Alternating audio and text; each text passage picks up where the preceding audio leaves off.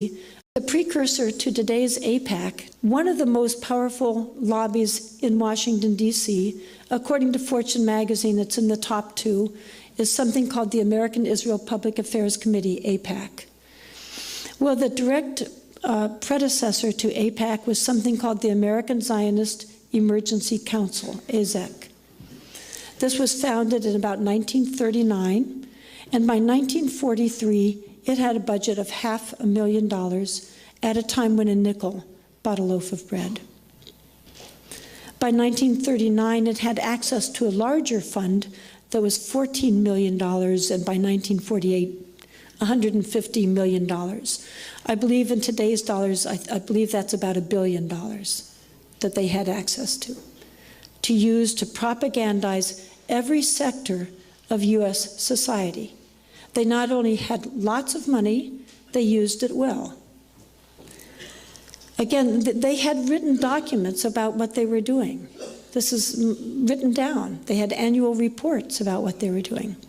So AZEC specifically targeted congressmen, Christian clergy, editors, professors, both business and labor, Jewish war veterans. They especially targeted the Jewish population with Zionist propaganda.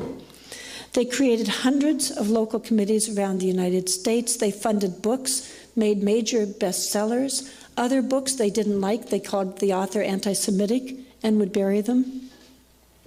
They worked to manufacture Christian support, since the majority of the population was Christian. So they specifically used secret funding to have some Christian groups that would also push the Zionist movement of creating a Jewish state in Palestine. During all of this time, there was surprising opposition to Zionism from diverse sources. Some of the most distinguished American pastors at the time opposed Zionism for moral and religious reasons. Some went to the Paris peace talks to specifically argue on behalf of self-determination for the Arab peoples. One Dead Sea scholar wrote a wonderful book called Palestine is Our Business. Jewish anti-Zionists were also extremely active, opposing Zionism. Elmer Berger, Alfred Lilienthal both wrote very powerful books. The State Department, the Pentagon, the intelligence agencies were also opposed to Zionism. This is thoroughly documented in my book. I have quite a few quotes, starting with under President Taft. The Secretary of State opposed Zionism. Under Wilson, he sent a group to look at the situation in Palestine, to explore the feasibility of creating a Jewish state in Palestine.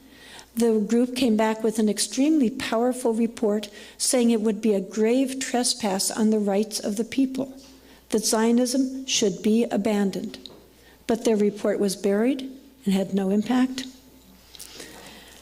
There was quote after quote saying that this would be wrong, that it would damage the United States, that it would hurt American strategic interests, that it would place America in danger if we supported Zionism.